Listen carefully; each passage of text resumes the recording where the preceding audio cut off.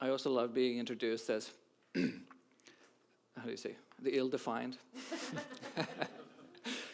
Makes me think of a meeting at Figure Plant. We're like, who do we know that's ill-defined? So my name is Hannes. I am an artist and designer, and sometimes I teach at a survival school. These elements have always been part of my life from day one. And my entire life has been about gradually rolling up the frontier of these areas of practice and seeing what's in there. What does it mean? Here's one of my pieces that I did a few years ago. It's part of a larger body of work in which I'm exploring the nesting process of birds as a creative strategy. How do birds do it? And what happens if we build that way? And what does it mean? So I particularly like that I look like some juvenile delinquent, chipping away at this piece.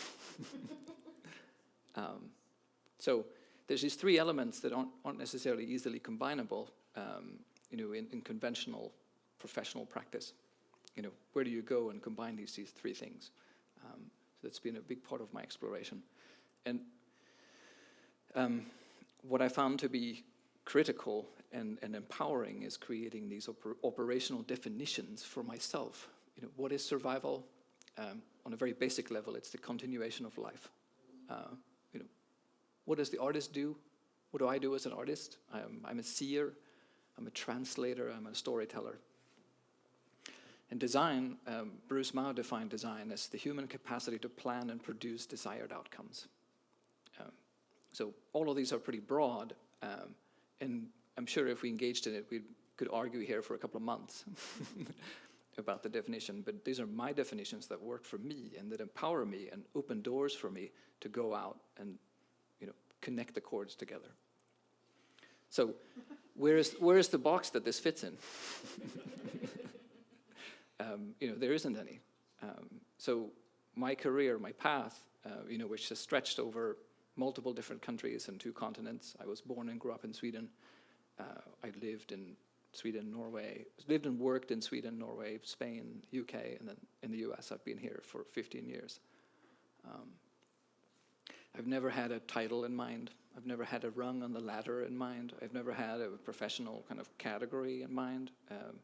It's all been about listening to the tune, like what's inspiring to me, and where does that lead? So, I'm seeing things that don't exist. In a lot of places, that's a mental condition. But fundamentally, this is my job. My job is to see things that don't exist, and then decide which one of these things should we bring into this world, and why. And if we do that, how do we do it? What should it look like? And what does it mean? What is it going to feel like?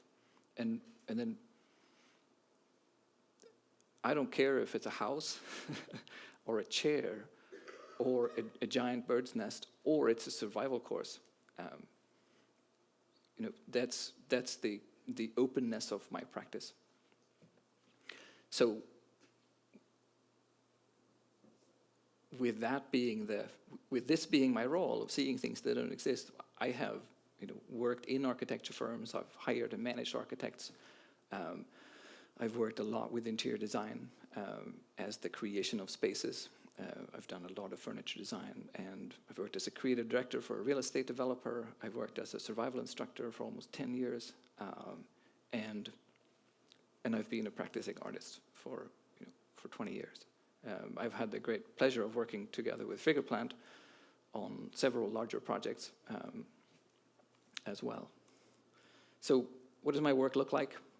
Here's a few examples. This is a piece I did by the Burnside Bridge a few years ago, called the Burnside Nest.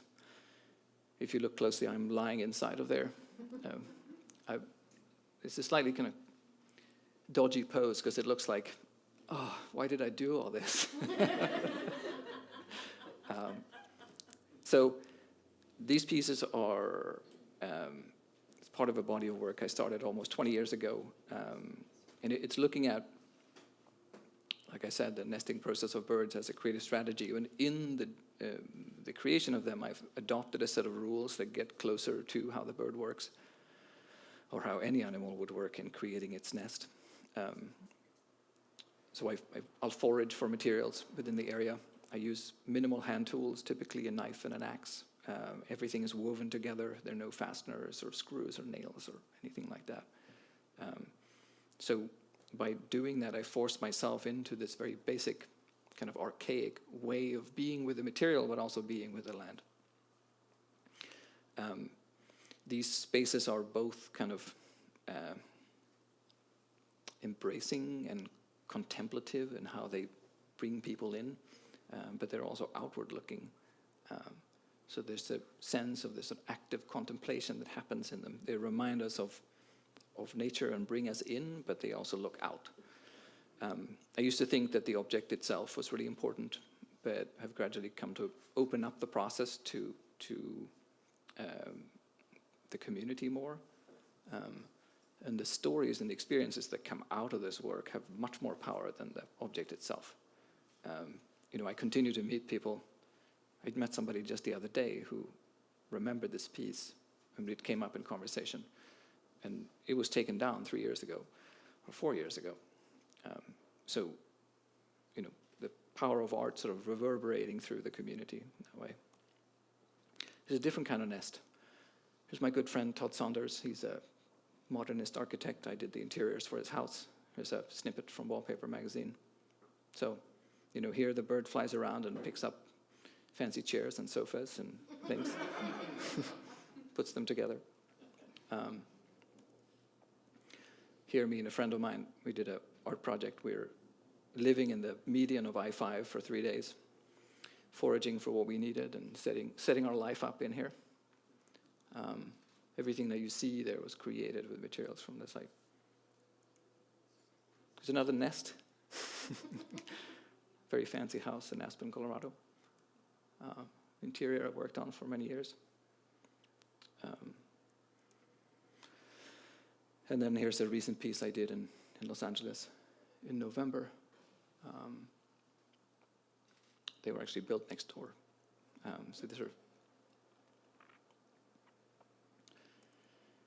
So here's just a few key words for my practice. What guides me is the whisper. What is interesting to me? What draws my attention? And what do I levitate to naturally? I could look at going to survival school as a hobby. Oh, it's just some side interest I'm going to engage with, and I'm going to go back to my real life. But, or I love building houses when I was or huts or forts when I was a kid, but now I'm going to grow up and do real buildings. So you can see that there's a theme here where I've refused to abandon some things. You could see that as stubborn or how do you say? Naive, immature. I don't know. There's so many words to put on it, but my feeling has been that there's something important in there, and there's a reason why these things don't necessarily want to go away, and why I'm still drawn to them. So a lot of my practice has been about, well, what is in there? What is it that's so important about it? And so I see myself more as an adventurer than a specific title. My practice is my operational territory. First and foremost, I would call myself an artist because it's wide open territory that's relatively free of definitions, relatively free of structures. I mean, of course there's definitions and structures and all this stuff in there, but it's relatively open. It's a space where it allows me to plug these things together. Architecture, survival. I've been, all my entire adult life, since my late teens, I've been working. And some of the things that have been really important for me in how I've structured my work and enabled my work is this, I've remained really small. It's just been me. I work a lot in teams, a lot in collaborations, but I've decided to be on my own because it gives me the liberty to ramp up or ramp down or take time out, work intensely and then not work at all, and also give room for things that want to come in and things that want to grow. Right now, I started a master's degree in the UK in January at a school that I would only describe as a New Age Hogwarts. It's a school that's in a medieval estate, and there's a center for learning there called Schumacher. That's a place of sort of transformational learning. And my master's degree is in ecology and spirituality. So it's the perfect envelope for me to dig really deep into the central questions of my practice. But had I had a business, had I had employees and so on, it would have been very difficult for me to create the freedom to do that. So, and then expertise. If I constantly ask myself, like, what's good and what are best practices within what it is that I do, and stay on top of that, I have the expertise to wield and expertise to provide and trade with, which also gives me this leverage or liberty and mobility, nimbleness. And ultimately, it's the liberty that I want to get to, that freedom. So it kind of leads the way into financial decisions, frankly, like not take on excessive debt, play my cards right, because, there's a lot of the time as a culture we make arbitrary decisions about debt, for example. Yeah. And then once you bring on debt, it starts controlling you, it starts making decisions for you. And what might seem like a good decision at one point, could end up pushing you gradually in a decision that you didn't want to go. So these are just some of the sort of pillars of how I've decided to create my practice that allows me to kind of adventure, if you will.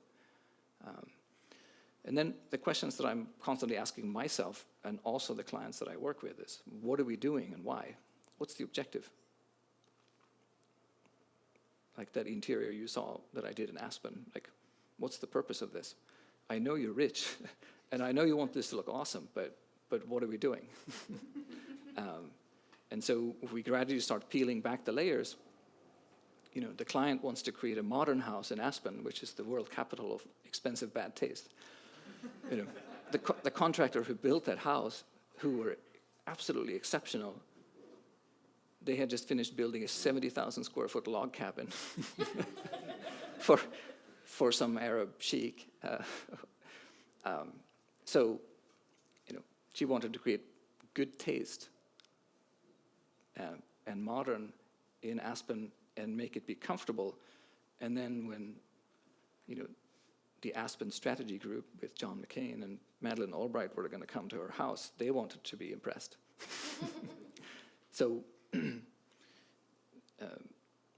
increasingly, I work with clients just to answer those questions. Not even to design, I'm just asking the questions and work with them to all right, let's peel back the layers. What are we doing and why? And then you can't design well, you can't create well unless you answer those questions. And ultimately,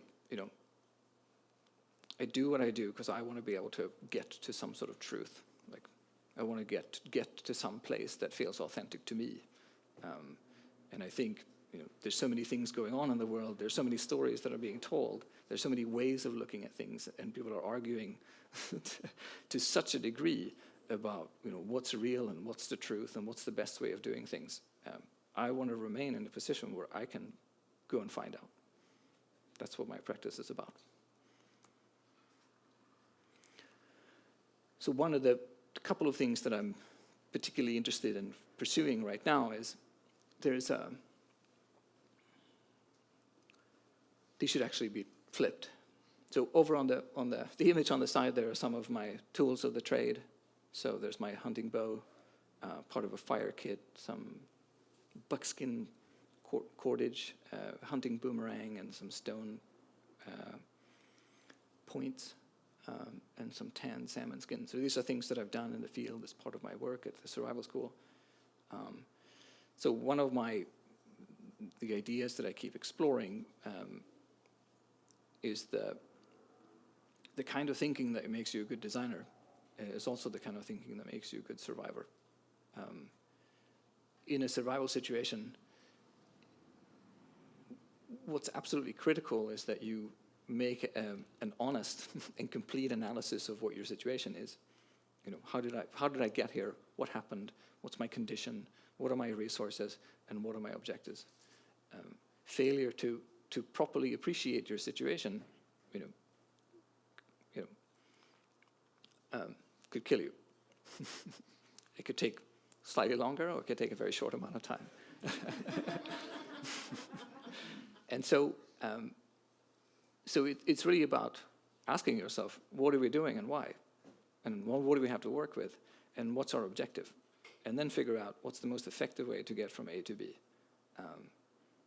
And then in a survival situation, you have to be really honest with where you're at, and you have to make sure that you're doing the most effective thing to get to where you need to be.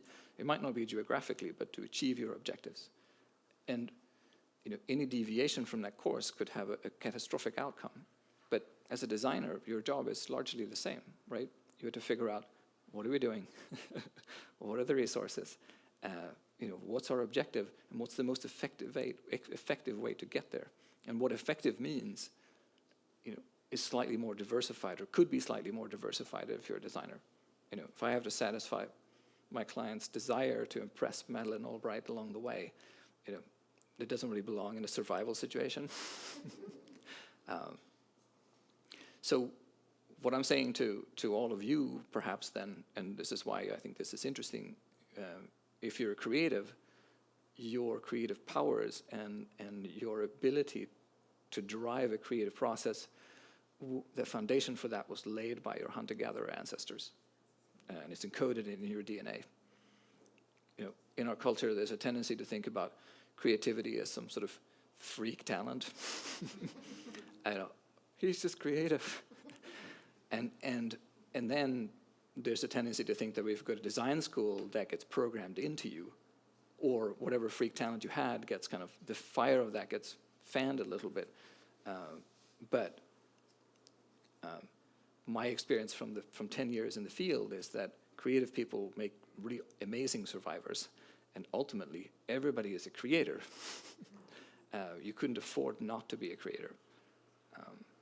And so we all have it in us, and the people who end up being designers and artists, they're the ones that are still in contact with that power, or contact with that ability.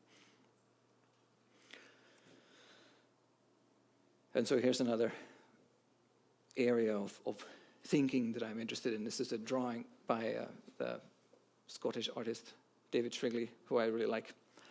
Only love can pull you through the way you have been feeling. But there is no love. There's just interior design and furniture. So my last major design presentation for a client, which is a high stakes, very high stakes presentation for a very significant project. I started with this one. This is the design of interior and exterior design of a house, and ultimately a big estate. So I started with this one because I really didn't want to do it. I don't really give a shit about interior design. And I've said that in public in the past and to clients. What I do care about is the results of good interior design. And the practical results are one thing, but the emotional results are a different one. So if somebody wants to make their house look cool, I don't really care. I want to know why you really want to do it, because looking cool is not good enough. So I love this drawing because it's essentially saying what everybody wants and deeply desires is to feel a sense of belonging, and to feel like they're seen, and to feel like they're loved and accepted.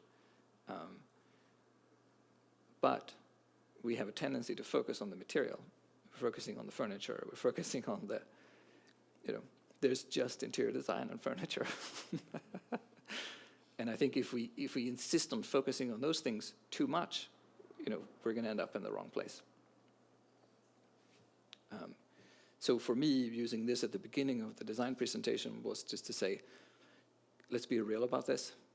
Let's be really real about this, because I want to know what we're doing and why we're doing it. Otherwise, I cannot operate in the framework of this project. So I'm being completely unreasonable. but it produced great outcomes. So here's me working on a project.